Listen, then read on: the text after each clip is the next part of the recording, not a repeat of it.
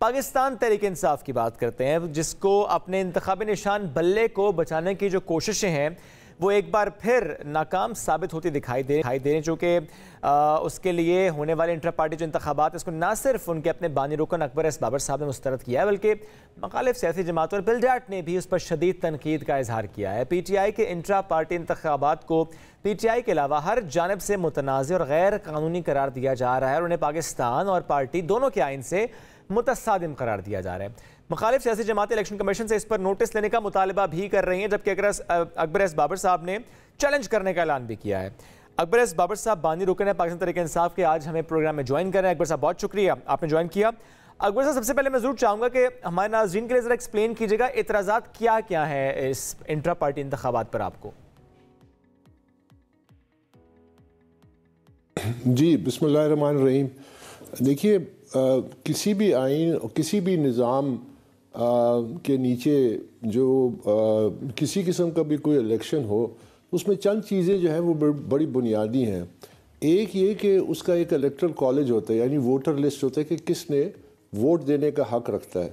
दूसरा ये कि जो इलेक्शन में हिस्सा लेना चाहते हैं उनको एक मौका दिया जाता है कि वो इलेक्शन में कागजात नामज़दगी जमा कराएं। उसके बाद उन कागजात नामज़दगी की जांच पड़ताल होती है और उसके बाद अगर आप कोई शख्स जो है वो किसी मयार के तहत इलेक्शन में हिस्सा लेने के एलिजिबल नहीं है, तो फिर उसके कागजात मुस्तरद कर दिए जाते हैं और उसको एक अपील का मौका मिलता है। फिर उसके बाद जो एक फ़ाइनल लिस्ट बनती है वो उसमें वोटिंग होती है। या तो फिर आप पैनल के हिसाब से करें, जिस तरह ये पैनल के हिसाब से भी करते थे। तो ये बुनियादी तकाज़े हैं, लेकिन इनमें से कोई एक भी नहीं पूरा किया गया। सबसे पहले तो ये कि इलेक्शन कमीशन नहीं तश्कील दिया गया पाकिस्तान तहरीक इंसाफ का। सिर्फ एक चीफ इलेक्शन कमिश्नर की नामजदगी की गई, वो भी एक दिन पहले इलेक्शन से, और साथ ऐलान कर दिया तमाम इंतज़ामात मुकम्मल है।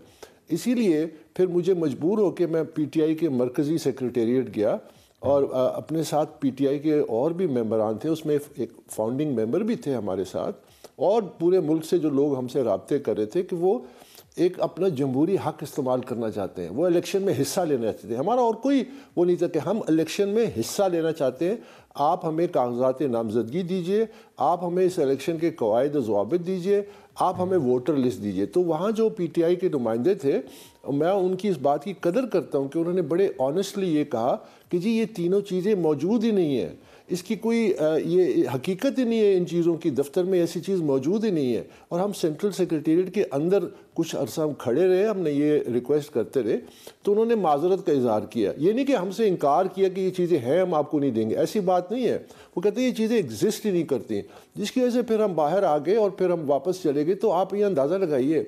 और फिर उसके बाद जो इलेक्शन डे पे हुआ, यानी 2 तारीख को, ये आप अंदाज़ा लगे चंद दर्जन लोगों को इकट्ठा किया और वो उधर आवाज़ें लगा रहे हैं कबूल है कबूल है कबूल है।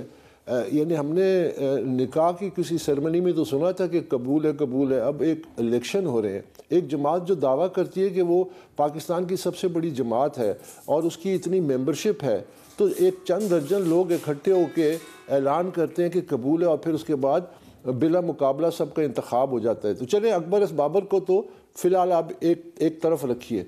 क्या पाकिस्तान के जो PTI के जो वर्कर हैं, क्या ये उनका बुनियादी आइनी हक़ नहीं है कि वो जमहूरी अमल का हिस्सा बने? क्या ये PTI के अपने आइन की ख़िलाफ़ वर्जी नहीं है? क्या ये इलेक्शन एक्ट 2017 की ख़िलाफ़ वर्जी नहीं है? तो ये बुनियादी ये बात है कि ये एक इलेक्शन ढोंग रचाया गया, ये एक नाटक रचाया गया, और ये बड़ा अफसोसनाक है। और मैं समझता हूँ कि इसको फिल फॉर इसको कलदम डिक्लेयर करना चाहिए, क्योंकि अभी भी शायद थोड़ा वक्त है कि जिसमें एक फ्रेश इलेक्शंस और एक ट्रांसपेरेंट तरीके से किए जाए। वरना इस माहौल में अकबर एस बाबर साहब, फ्रेश इलेक्शंस वाकई आपको लगता है कि कराना मुमकिन है PTI के लिए? चूंकि PTI ये राय रखती है कि उनके लिए लेवल प्लेइंग फील्ड नहीं है, वो ये तनकीद करती है कि उनके लिए हालात साजगार नहीं है, लेकिन चूंकि ज़रा आप हालात को बेहतर समझते हैं, आप बताएं क्या ये मुमकिन है पाकिस्तान तहरीक इंसाफ के लिए, एक तो दोबारा इंतखाबात कराना इंट्रा पार्टी, और दूसरा कि वाकई वो करवा सकते हैं उस निज़ाम के तहत जो कि एक रिक्वायरमेंट है? देखिए, जो हुआ वो इस तरह से हुआ, इस भोंडे अंदाज में हुआ कि ये पार्टी को मज़ीद नुकसान पहुंचाएगी। हम पार्टी को मज़ीद नुकसान से बचाना चाहते हैं। हम चाहते हैं, आपने खुद अपने इंट्रोडक्शन में कहा कि इंडिपेंडेंट जो इदारे हैं और उनके सरबराहान जो हैं, जो इलेक्शंस को देखते हैं, मुल्क में जमहूरियत को देखते हैं और जमहूरी अमल को देखते हैं, तमाम बिल्कुल यकजोई से कह रहे हैं कि ये बिल्कुल काबिल कबूल नहीं है। तो जब आप एक ऐसे अमल का हिस्सा बनते हैं और आने वाले इलेक्शन करीब हैं और इलेक्शन कमीशन ने एक आखिरी मौके के तौर पे आपको 20 दिन इलेक्शन के और 7 दिन आपको रिपोर्ट बनानी, यानी 27 दिन आपको मिले हैं 23 नवंबर से, तो उसमें कम से कम आप ये कर सकते हैं कि अपनी संजीदगी का तो इजहार करें, एक संजीदा प्रोसेस तो शुरू करें, और फिर अगर आपको मजीद कोई टाइम चाहिए या कोई आपको मजीद रिलैक्सेशन चाहिए तो वो आप इलेक्शन कमीशन के सामने जा सकते हैं। लेकिन जब आप एक टोटली एक फार्स एंड फ्रॉड इनैक्ट करते हैं और फिर हम जैसे लोग जो कई सालों से हम लड़ रहे हैं कि पाकिस्तान तहरीक इंसाफ को एक इदारा बनाएं, इसको जमहूरी इदारा बनाएं, इसकी क़ियादत जो है वो जवाबदेह हो। देखिए, क्या पाकिस्तान तहरीक इंसाफ के वर्कर सिर्फ इसलिए हैं कि वो सड़कों पर निकल के डंडे खाएं या जेलों में रहें या उनके ख़ानदानों को जो तकलीफ़ और मुसीबतों से गुजरें, क्या उनका ये हक़ नहीं पहुँचता कि वो अपनी मर्ज़ी की क़ियादत का इंतखाब कर सकें? पाकिस्तान तहरीक इंसाफ की जो लोग इस वक्त इसको चला रहे हैं, वो क्या इतनी बुनियादी, और फिर जिन लोगों ने ये आजकल ऐलानात शुरू किए जो जेल से बाहर आते हैं, जो बेनामी प्रेस कॉन्फ्रेंस और प्रेस टॉक हो रही है, ये वो चंद वकील हैं जो सुप्रीम कोर्ट में खड़े होकर दावा करते हैं, अलमबरदार बनते हैं जमहूरियत के, अलमबरदार बनते हैं आइन के। और अकबर साहब इस सारे प्रोसेस के बाद वो कैसे आपको लगता है को दिया? आपको लगता है कि अब पीटीआई को जमहूरी जमात तो नहीं कहा जा सकता है इन हालात में, इन इंतखाबात के बाद, इंट्रा पार्टी इंतखाबात जिस तरीके से हुए हैं? आप बिल्कुल सही कह रहे हैं कि देखिए, ना सिर्फ ये कि बल्कि इस वक्त जो तमाम ओहदों पे हैं, वो ओहदे भी जो पाकिस्तान तहरीक इंसाफ के हैं वो गैर कानूनी हैं।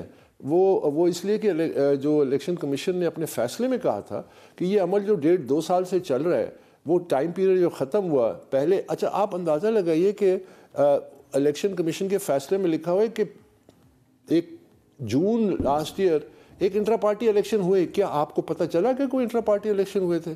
क्या किसी को नहीं पता, सिर्फ कागज़ों पे दावा कर दिया और कुछ कागजात जमा करा दिए। इसी वजह से तो इलेक्शन कमीशन ने सवालात उठाए कि इसको कैसे हम तस्लीम करें, और उनको एक आखिरी मौका दिया। कोविड के दौरान उन्होंने बहाना किया कि जी कोविड है, आज ये बहाने करते कि जी पार्टी के हालात ठीक नहीं है, पार्टी जो है ज़ेर अताब है और वो मुश्किलात का शिकार है। आपको देखिए, ये तो एक साल का अमल है जो 2013 से शुरू हुआ, एक इंट्रा पार्टी इलेक्शन की। आपने देखी थी उसकी गहमा गहमी, हर पीटीआई के दफ्तर में रौनक थी, वर्कर्स थे, आ रहे थे, नॉमिनेशन पेपर्स थे, कैनवसिंग हो रही थी, उसके बाद भी उसमें बड़े मसले आए, पैसे का इस्तेमाल हुआ, करप्शन। और अकबर साहब, उन्होंने वादा किया अगर माजी की निस्बत माजी की नस्बत इस दफ़ा के इलेक्शन की हम बात करें, ज़रा माजी में चेयरमैन की नशस्त के अलावा नशस्तें, ज़रा उस पर बड़े कॉम्पिटिशन की बात हम कर सकते हैं, लेकिन ज़रा चेयरमैन की नशस्त पे तो माजी में नहीं रहा। लेकिन इस दफ़ा अगर जमहूरियत के तहत ये इंतखाबात होते, जिस तरह आपने खुद भी कहा कि आप भी सेक्रेटेरिएट गए और आपने भी कहा कि नामजदगी के पेपर्स मिलने चाहिए जो कि मौजूद ही नहीं थे वहाँ पर, अगर ये मिलते तो आपके ख्याल में कितने लोग होते पाकिस्तान तहरीक इंसाफ के, जिस तरह आप भी बानी रुकन है, जो कि अप्लाई करते, जो कि उम्मीदवार होते चेयरमैनशिप के लिए? देखिए, मैं जाहिर है कि पाकिस्तान तहरीक इंसाफ पाकिस्तान के तूल अर्ज़ में फैली हुई है और उसकी मेंबरशिप भी जाहिर है काफ़ी ज़्यादा है, लाखों में तो होगी कम अज़ कम।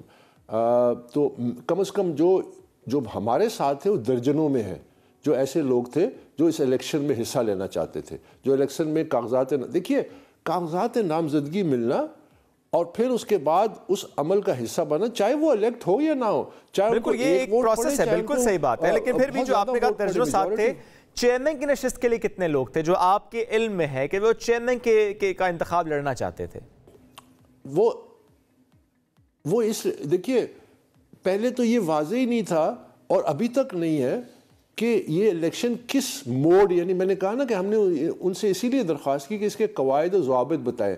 अगर तो आप पैनल के फॉर्म में कर रहे हैं कि एक पैनल बनेगा जिसमें एक चेयरमैन होगा और बाकी ओहदों के निशानदेही होगी जो लोग लड़ रहे हैं और वो पैनल के तौर पर इलेक्शन लड़ेंगे, तो फिर हमारी जाहिर है हम आपस में मशवरा करके एक बानी रुकन या एक मेरिट पे जो बनता है उसको हम चेयरमैन के तौर पे नॉमिनेट करते और बाकी ओहदों के ये इम्पोर्टेंट बात है अकबर साहब, चूंकि जाहिर है तनकीद ये भी उठ रही है कि इस वक्त जो चेयरमैन बने हैं, ज़ाहिर उनके हवाले से बड़ी मुतसाद राय भी आती है, उनकी पार्टी एफिलिएशंस माजी की आती हैं, ज़ाहिर बानी रुकन वो नहीं है, वो उन्हें पैराशूटर भी कहा जा रहा है। तो आपकी नज़र में, आपका नुक्ता नज़र में, जो बानी रुकन है उनका हक ज़्यादा था इस इंतखाब के लिए? देखिए, बानी से लेके पार्टी के जो तमाम अरकान हैं, ये उनका एक हक बनता था, बुनियादी हक। अब जाहिर है जो बानी हैं जिन्होंने इस पार्टी को बनाया है, मसलन मैंने पार्टी का जो ये सिंबल इस वक्त ख़तरे में बल्ला, ये इसमें मेरी काविशें हैं। मैंने इमरान को कन्विंस किया, मैं वो कागजात लेके गया इलेक्शन कमीशन में अगस्त 2002 में, उसका रिकॉर्ड और तस्वीरें मौजूद हैं जो अखबारों में छपी, जिसमें मैं जमा करा रहा हूँ कि हमें बल्ले का निशान दिया जाए। याद रहे कि 1997 में जब मैं इलेक्शन लड़ा और PTI का मैं फाउंडिंग प्रेसिडेंट था बलूचिस्तान का, तो उस वक्त हमारा सिंबल चिराग था। तो फिर जब हमने बल्ले के लिए, तो अब ये बल्ले का निशान भी खतरे पड़े। जो जिनको नॉमिनेट किया गया है उन शख्सियत को हटा दें, क्योंकि वो एक पर्सनल हो जाता है कि उनकी क्या तारीख है, वो उनके मेरिट्स को देखें। उनका PTI से क्या ताल्लुक है, उन्होंने PTI के लिए क्या काम किया है, क्या कुर्बानी दी है, ये है बुनियादी चीज। और अब क्या होगा, आपको क्या लगता है, अगर आप चैलेंज करेंगे इलेक्शन कमीशन में, तो आपको क्या लगता है क्या होगा, क्या हो सकता है? देखिए, मैं क्योंकि ये एक फ्रेश पिटिशन या कंप्लेंट, आई डोंट नो अभी, क्योंकि शायद उसकी ज़रूरत ना पड़े, क्योंकि एक केस ऑलरेडी चल रहा है इलेक्शन कमीशन में, और उनका जो 23 नवंबर का ऑर्डर है उसमें PTI को 20 दिन इंट्रा पार्टी इलेक्शंस के लिए, 7 दिन रिपोर्ट, यानी 27 दिन का उनको मौका दिया है। तो उसी की कंटिन्यूटी में हम उनके सामने हकायक रखेंगे, हम उनके सामने ये एविडेंस आ चुका है कि एक चंद दर्जन लोग इकट्ठे होकर कहते हैं कबूल है, कबूल है, कबूल है, और किसी किस्म का वर्कर को मौका नहीं दिया गया, उनके बुनियादी हकूक़ को ट्रैम्पल किया गया, तो हम वो उसकी निशानदेही सबूत समेत करेंगे। लेकिन उससे पहले अभी भी शायद उनके पास एक आध दिन है कि वो खुद से इसको देख इलेक्शन को कलअदम करार दें। देखिए, ये जिद और अना का मसला इसको ना बनाएं। ये बड़ा अहम है, क्योंकि ये इस वक्त इस मौके पे अभी भी अगर वो इसको कलअदम करके एक संजीदा प्रोसेस शुरू करते हैं तो फिर हम भी उसकी हिमायत करेंगे, और इलेक्शन कमीशन में भी अगर हिमायत चाहिए हम उधर भी जाके हिमायत करेंगे। ठीक। अच्छा अकबर साहब, एक और बात ज़ाहिर है कि आपका PTI से मुताल्लिक एक वर्जन आ गया कि एक तो आप चाहते हैं कि इस वक्त भी है उनके पास, वो खुद से इसको सेट कर सकते हैं, ठीक कर सकते हैं। दूसरा ज़ाहिर फिर इलेक्शन कमीशन के पास जाने का ऑप्शन है, कलअदम करा दे सकते हैं। लेकिन अकबर साहब, एक और कमेंट ज़रूर मैं आपका लूँगा। ज़रा आप दहाइयों से सियासत कर रहे हैं, पाकिस्तान में मौजूदा सियासी जमातों की जब हम बात करते हैं तो कौन सी जमात ऐसी जहाँ पर वाकई जमहूरियत के तकाजे पूरे होते हैं और इंतखाबात वैसे होते हैं जैसे होने चाहिए?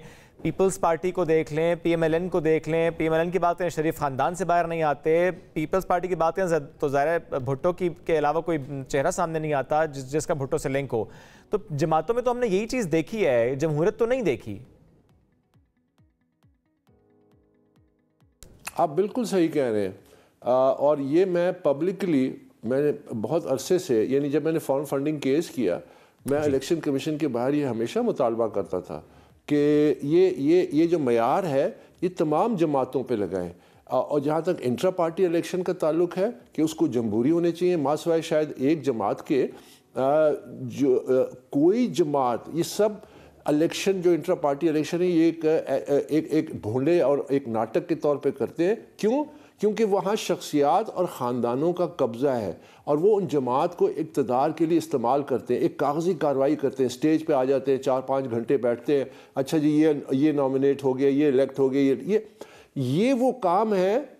2 काम करने हैं, आपने याद रखिए, और इलेक्शन कमीशन और आइनी इदारों इंक्लूडिंग हमारी जुडिशरी उनको समझना चाहिए कि उसकी अहमियत। आपने तमाम जमातों की फंडिंग की स्क्रूटनी कर रही है, बिल्कुल गैर कानूनी फंडिंग तो नहीं हो रही, किस मकसद के लिए हो रही है उसका काबा के बाद। दूसरा, इंट्रा पार्टी इलेक्शन बिला तफरीक, ये आज जो कानून लागू किया जा रहा है पाकिस्तान तहरीक इंसाफ के, सब पर लागू बाकी जमातों पे बहुत अहम बात है, इक्वली फोर्स के साथ लागू करना चाहिए। एग्जैक्टली, ये वक्त तकाजा भी है। अब एक और कमेंट अकबर साहब, मौजूदा हालात में जिस तरह से सियासी जमातें अपनी कैंपेन कर रही हैं, कुछ कहते हैं कि हमें लेवल प्लेइंग फील्ड नहीं मिल रही, कुछ कहते हैं हमें पंजाब में लेवल प्लेइंग फील्ड नहीं मिल रही। तो मैं अगर मजमूई सूरत हाल की बात करूं आपसे, एक कमेंट तो ये कीजिएगा कि आपको क्या नज़र आ रहा है 8 फरवरी के बाद, और दूसरा ये कि जिस तरह से इंटर पार्टी इंतखाबात पीटीआई ने कराए हैं, इसके बाद आपको क्या लगता है आम इंतखाबात में पीटीआई का जो वोटर सपोर्टर है वो स्प्लिट हुआ है, होगा, डिवाइड होगा? चूँकि ज़ाहिर बहुत से लोग जो कि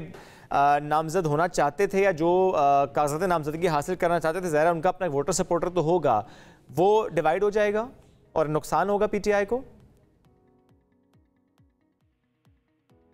देखिए, जहाँ तक पीटीआई का ताल्लुक है तो पीटीआई के लिए जाहिर है कि मुश्किलात बढ़ेंगी, कानूनी भी और आईनी भी, कि एक ऐसा इंट्रा पार्टी इलेक्शन कराने के बाद क्या वो इलेक्शन का जो सिंबल है बल्ला, क्या वो रख सकेंगे, क्या उसकी जो सियासी एक शनाख्त है उस शनाख्त के तहत वो इलेक्शन लड़ भी सकेंगे कि नहीं लड़ सकेंगे।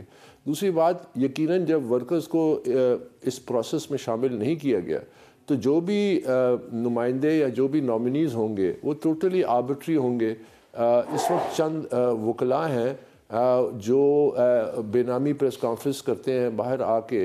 इससे पहले कुछ उजरती सियासतदान थे और कुछ पार्टी के कंगले थे जिन्होंने इस पर कब्ज़ा किया, जमहूरी अमल को नहीं चलने दिया, वर्करों की कोई हैसियत नहीं दी सिवाय सड़कों पे आने के। तो यकीनन मज़ीद तकसीम होगी। जहाँ तक दूसरी जमातों का ताल्लुक है, देखिए फरवरी 8 के अगर इलेक्शन जब होते हैं, मैं पहले दिन से ये कह रहा हूँ कि आज अगर आप मफरूज़े के तौर पे ये ले लें कि मुस्लिम लीग नवाज़ इलेक्शन जीतती है, मैं आपके सामने प्रोग्राम में बैठ के उनकी काबीना का 80% तश्कील कर दूँगा। पीपल्स पार्टी अगर इलेक्शन जीतती है, मैं अभी आपके सामने उनकी 80% काबीना का ऐलान कर दूँगा। आप आइंस्टाइन की वो बात को याद रखिए, वो कहता था कि अगर आप वही काम उसी तरीके से बार बार करें और मुख्तलिफ नतीजे की तवक्को रखें तो ये इंसानिटी है, ये पागलपन है। हम वो काम करने जा रहे हैं। इसीलिए ये बुनियादी तकाजे हैं इलेक्शन के कि वो आप सिस्टम के अंदर मेरिट ले आएँ, जमातों में मेरिट ले आएँ, ट्रांसपेरेंसी ले आएँ। तो आपके सामने एक नई लीडरशिप, देखिए मैं मिसाल देता हूँ, क्योंकि हम या तो हम ये तय कर लें कि हमारे यहाँ बादशाहत है, तो फिर ये छोड़े ये जो आप करते हैं आइन कानून, लोगों को कंफ्यूज करते हैं। बरतानिया में एक इंडियन निज़ाद अपनी जमात से उभरा है, वो प्राइम मिनिस्टर बन गया है। लंदन का जो मेयर, लंदन जो है वो जूल है यूरोप का, पाकिस्तानी निज़ाद 2 दफ़ा लंदन का मेयर बना, अपनी जमात से उठा, उसकी नामजदगी भी वो इलेक्शन में जीता। ये है डेमोक्रेसी। हमने, और ये मुझे बड़ा दुख होता है, ये जो बड़े बड़े वकील ये जो बड़े नामवर वकील हैं जो आइन और कानून की बातें करते हैं, उन्होंने अपना फेस दिया इस फ्रॉड के लिए। मैं समझता हूँ उन्होंने अपने डेमोक्रेटिक क्रेडेंशियल्स को डैमेज किया। ठीक, अकबर साहब बहुत शुक्रिया, साथ मौजूद थे, हमसे गुफ्तगू कर रहे थे। आपने बड़ी एक अहम बात की है कि इस वक्त इंसाफ को ये चाहिए कि खुद से इन इंट्रा पार्टी इंतखाबात को कलअदम करार दें। वक्त है और वो इसको दुरुस्त कर सकते हैं, वरना दूसरी सूरत में इलेक्शन कमीशन या इदारे ज़रा इसका नोटिस ले सकते हैं, जो कि ऑलरेडी हम देख रहे हैं कि पिलजैट हो या दीगर जो इदारे हों या इवन जमातें वो जिस तरह तनकीद कर रही हैं और खुल के तनकीद कर रही हैं कि इन इंट्रा पार्टी इंतखाबात को कलअदम करार देना चाहिए। ये दुरुस्त तरीके से इंतखाबात नहीं हुए।